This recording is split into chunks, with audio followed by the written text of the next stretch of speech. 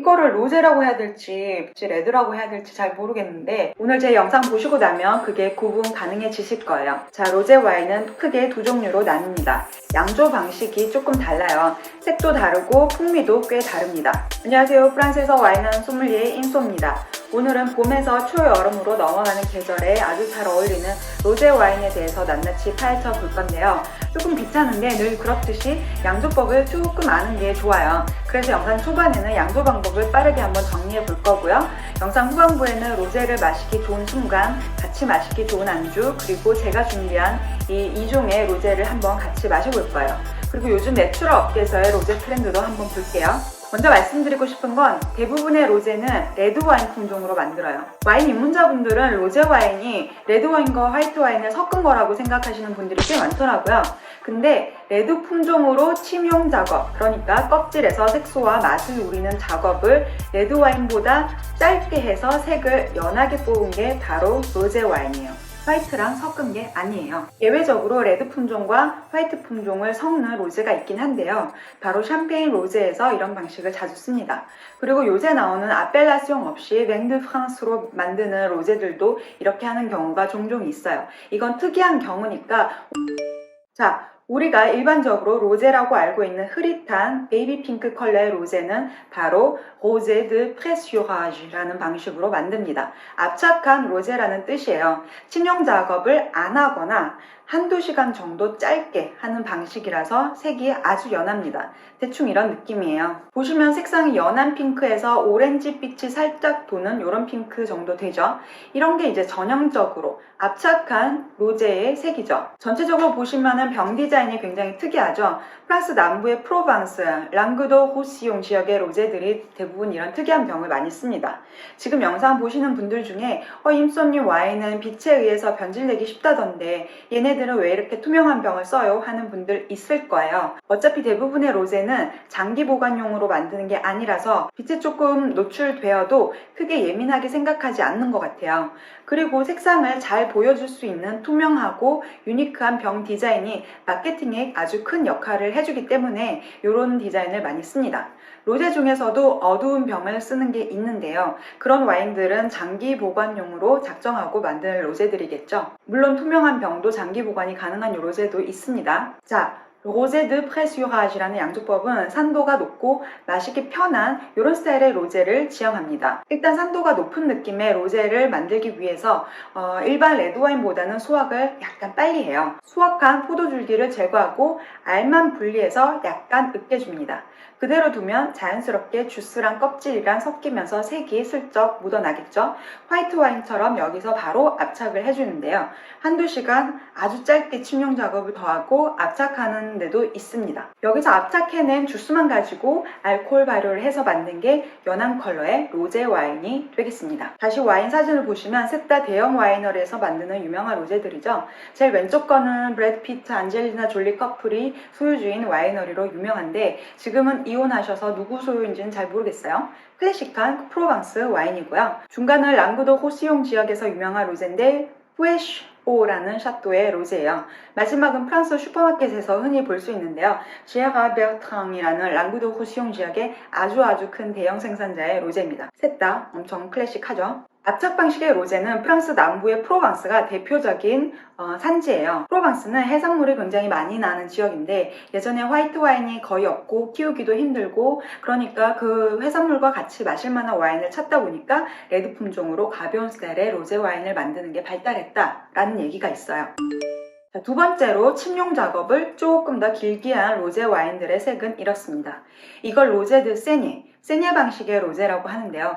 영어로도 이 세녟라는 말을 쓰더라고요. 세녟은 불어로 피 흘리는 이라는 뜻이에요. 그만큼 색이 진한 로제라는 뜻이겠죠. 이거 뭐 어떤 건 알자스 피노누아라고 해도 될 만큼 색이 진하죠. 세녟 방식의 로제의 양조법을 이해하시려면 왜 이런 와인이 생겼는지 아시는 게 중요해요. 이건 옛날에 레드 와인을 조금 더 진하게 만들기 위해서 생긴 양조 방식이라고 합니다. 처음에는 레드 와인 만드는 방식대로 해요. 포도를 양조장에 가져와서 약간 늦게 준 다음에 양조통에 담습니다. 그러면 껍질과 씨앗, 과육 부분이 분리되면서 무거운 건 가라앉고 가벼운 건 뜨겠죠. 중간에는 주스가 있을 거고요.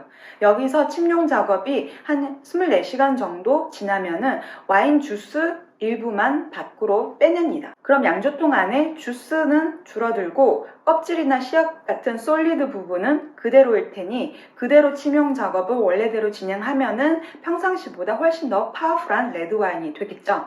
이때 빼낸 주스를 가지고 이거 어떡하지 하다가 버리기엔 아까우니까 바로 화이트 와인처럼 알코올 발효를 해서 와인을 만들었는데 이게 바로 로제 드 세녜입니다.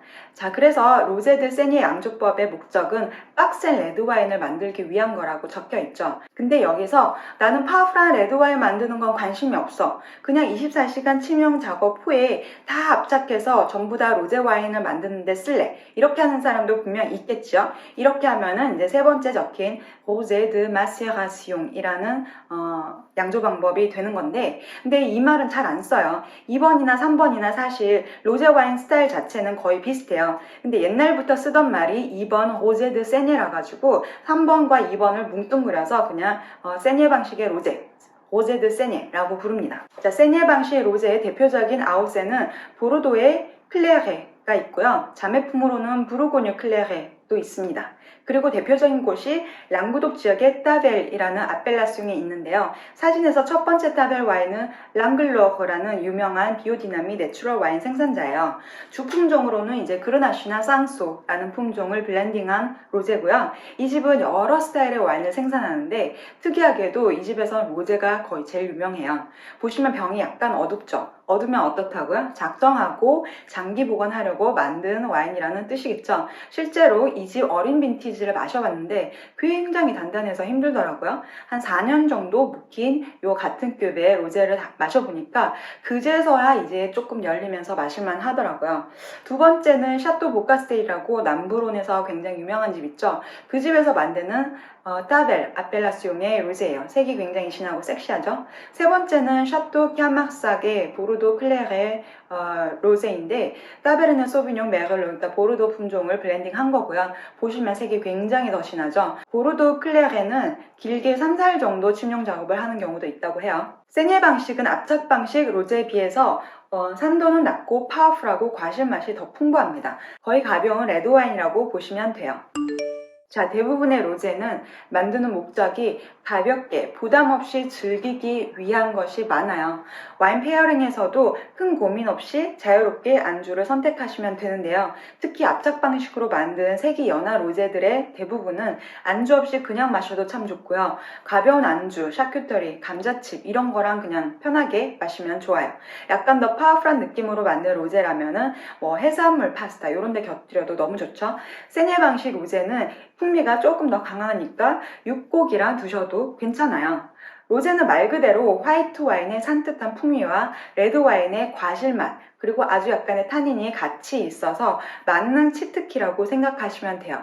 이거를 이 맛도 저 맛도 아니라고 싫어하시는 분도 계신데요. 오히려 그래서 오늘 음식이랑 뭐 마실지 모르겠다 하면 그냥 로제 고르시는 분들도 많죠. 로제 와인은 화이트 와인과 비슷하게 온도를 맞춰서 드시면 되는데요. 가벼운 로제는 차갑게 무겁고 독한미가 조금 있는 로제는 약간 덜 차게 한 10도, 12도, 많게는 14도까지 이렇게 맞춰서 드시면 되고요. 사실 여름에 굉장히 더울 때는 부담 없이 저렴한 그냥 로제 한 병 딱 따가지고 얼음을 넣어서 식전주로 즐기기도 해요. 와인에 얼음 넣는다고 기저 초풍하시는 분도 있는데 사실 로제 드 피신이라고 해서 프랑스에서는 심심찮게 자주 봐요. 테라스에 이렇게 앉아가지고 조그만한 잔에다가 로제 와인이랑 얼음이랑 섞어가지고 이렇게 홀짝홀짝 얘기하면서 이런 광경 굉장히 자주 봅니다.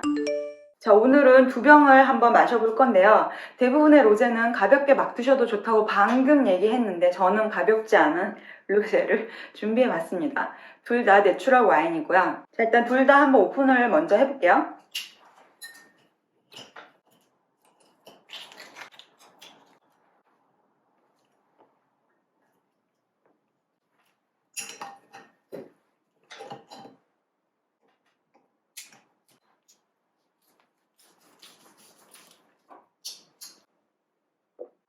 첫 번째 와인은 도멘 안투안 아레나라는 집인데요. 이 집 아펠라송이 조금 특이하죠. 프랑스의 파트리모니오라는 곳이 있어요.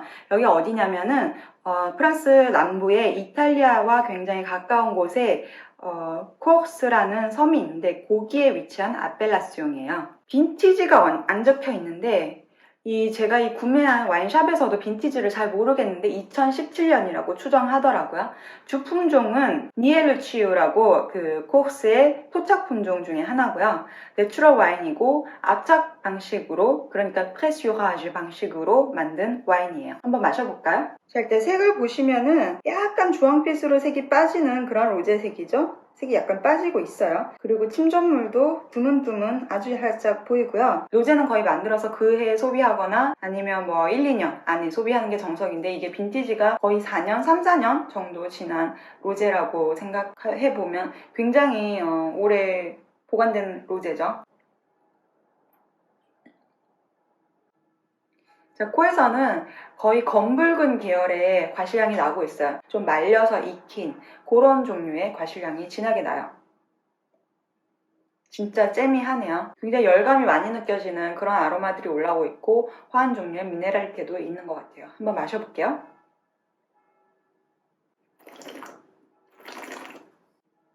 자, 남쪽에 아주 더운 섬나라의 와인이란 걸 감안하고 볼 때 산도가 굉장히 좋고요. 푸른, 살구 이런 종류의 과일을 굉장히 말려가지고 잼으로 만든, 알코올이 조금 있다 보니까 오드비 같은 아로마도 코로 이렇게 레트로 올팍시용으로 올라오고 있고요.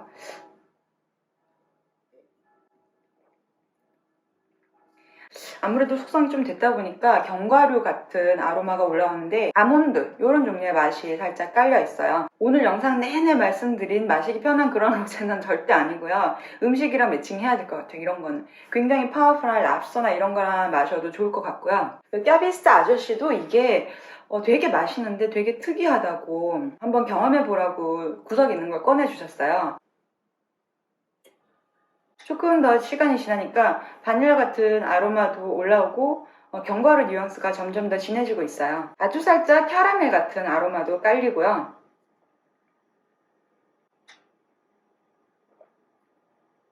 거의 포르토 와인 같은 거 마실 때 굉장히 풍미있고 둥그렇고 기름진 질감 있죠. 그런 느낌이 굉장히 강하게 들어요. 와인 특이하네요. 와, 진짜 이거 가면 갈수록 만만하게 볼 로제가 아니네요.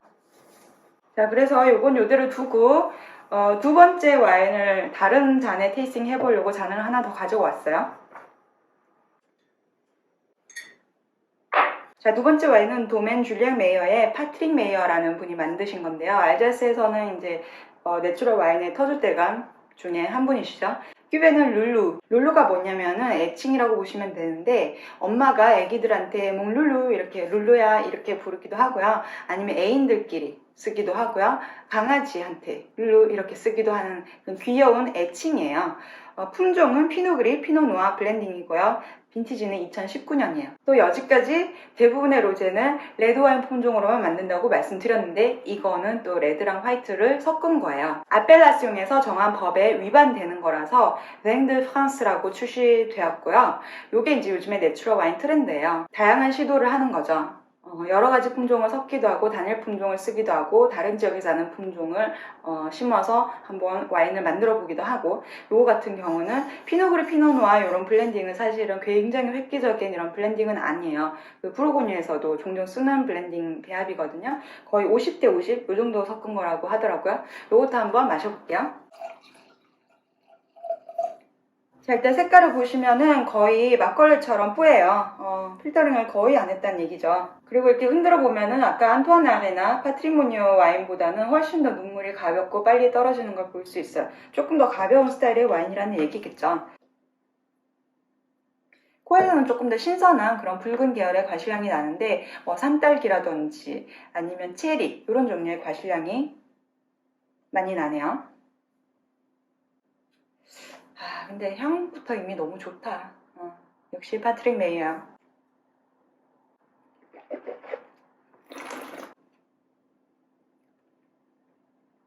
마셔보면은 피노누아의 그런 레드레드한 과실의 맛과 피노그리가 가지고 있는 복숭아, 살구 이런 느낌의 과실의 에피세 이게 굉장히 잘 배합돼 있어요. 밸런스가 진짜 좋아요. 이것도 뭐 단순한 그런 로제는 아니죠. 절대 아니죠.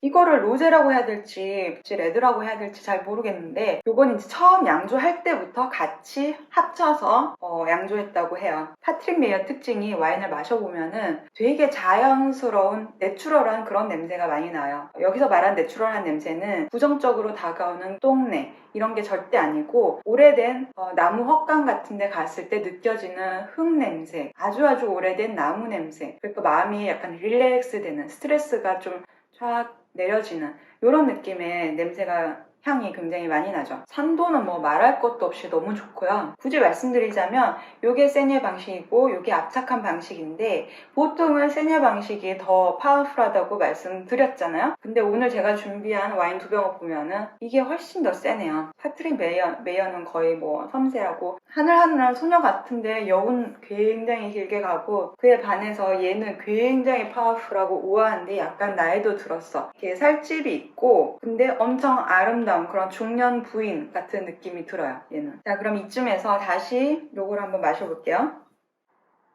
이거는 안 마시고 향만 맡으면 거의 포르토 와인이라고 할 것 같아. 근데 반전을 마시면 진짜 드라이하다는 거.